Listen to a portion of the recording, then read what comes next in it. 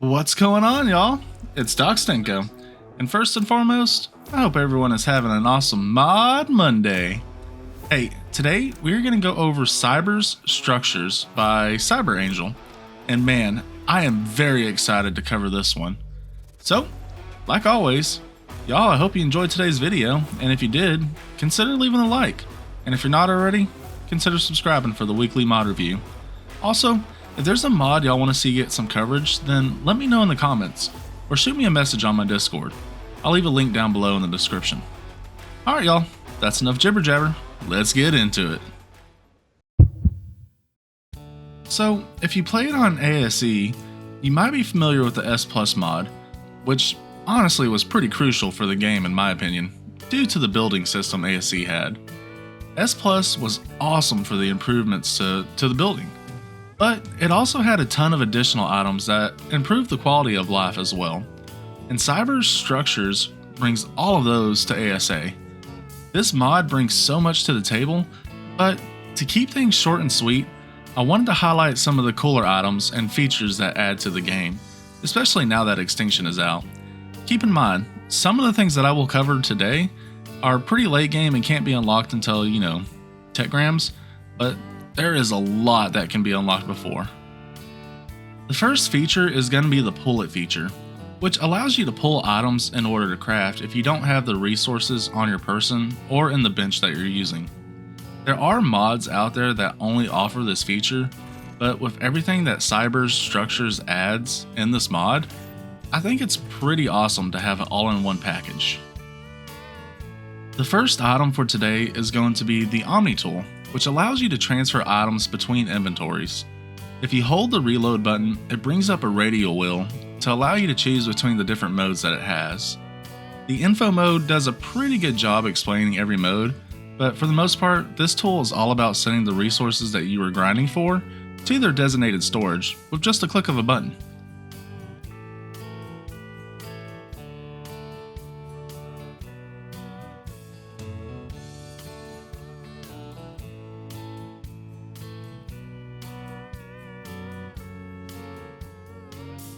Something new that wasn't in S Plus, or at least to my knowledge, is the scanner mode, which essentially acts like the Dino Finder mod. However, you can't use this item until you have unlocked the CS Tech Transmitter in your Techgrams. If you have it unlocked and one placed, just select the scanner mode on the Omni tool and use it to open up a list of every creature on the map. Select the one you want to find and it will show you the levels and the coordinates. But also, if you click on the one you want, it will show you the stats as well. The next item is the multi-tool, which is another awesome tool that allows you to shoot a gun and pick up structures or destroy them.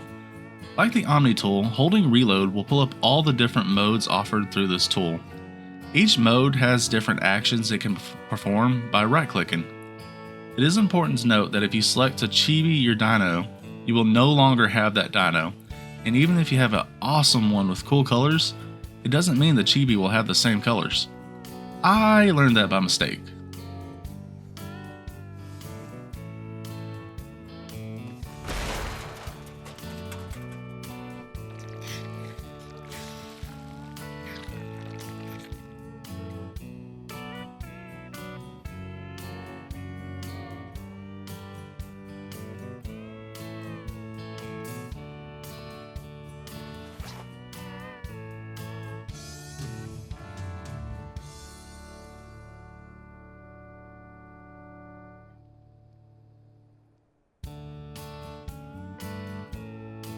Some cool items that are useful for aberration are the Charge Injector, which protects from the Nameless, the Charge Station, which can charge batteries using light pets, the Transmutator, which can convert aberration dinos to vanilla, or the other way around, and the Element Catalyzer, which can craft element.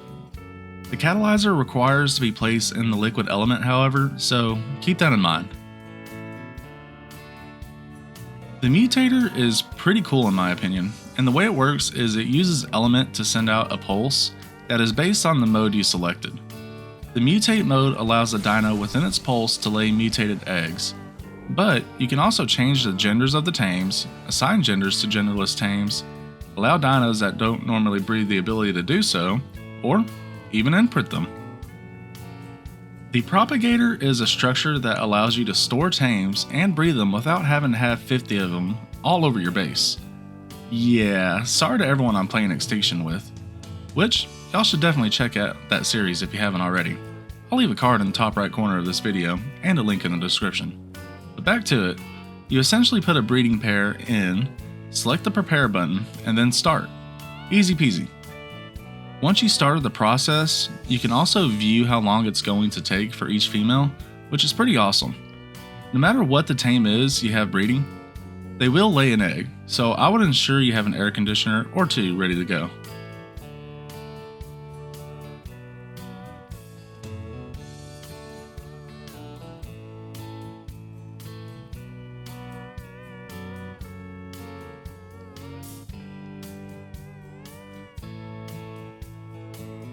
The vivarium, don't know if I said that right, is a structure that allows you to choose a map between the island, scorched earth, and aberration, and send the dino there to passively produce resources based off the tame.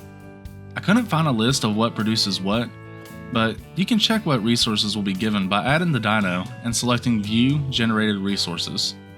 It is important to note that the items have to be sent to the aggregator. They cannot be produced or obtained through the Viva La Vivarium. The aggregator is going to be the Neat Freak's best friend, as it is a structure that will pick up items from the ground and distribute it to its designated place. For example, if you have a snow owl that is producing the owl pellets, you can go to collection and have the aggregator set to pick them up, then go to distribution and have them set to send to the gotchas. You can also use this for crops, beer, or even keeping fuel and structures. You can even have it set to send gotcha crystals to the cracker, which is an item that will crack them for you, and can be set to automatically send the items to a dedicated storage.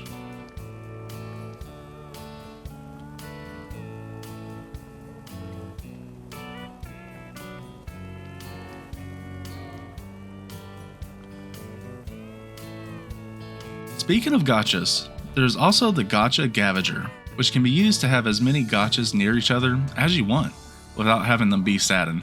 So, no need to make a huge area for them if you're running this mod. Well, these Gavagers require a 3x3 floor, so depending on how many gotchas you plan to use, you may still need a pretty big spot. But, either way, still pretty nice to have.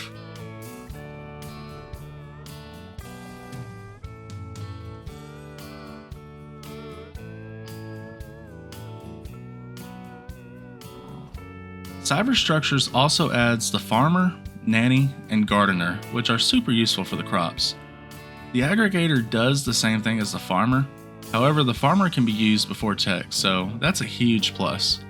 It also has its own versions of existing items that provide more benefits, such as the Fridge, where you can store organic polymer and corrupted nodules to expand the resource's lifespan.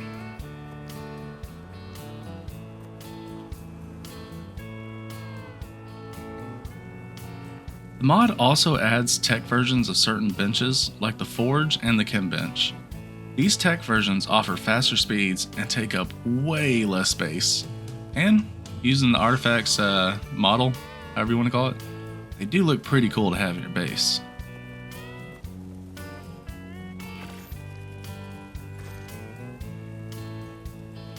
Well y'all, that's going to be it for today. This mod is super awesome, and I highly recommend y'all giving it a go. Like I said at the beginning, we only covered a few things, but there is so much to offer, so I definitely recommend it. Well alright y'all, I hope to see you on the next one. Until then, later.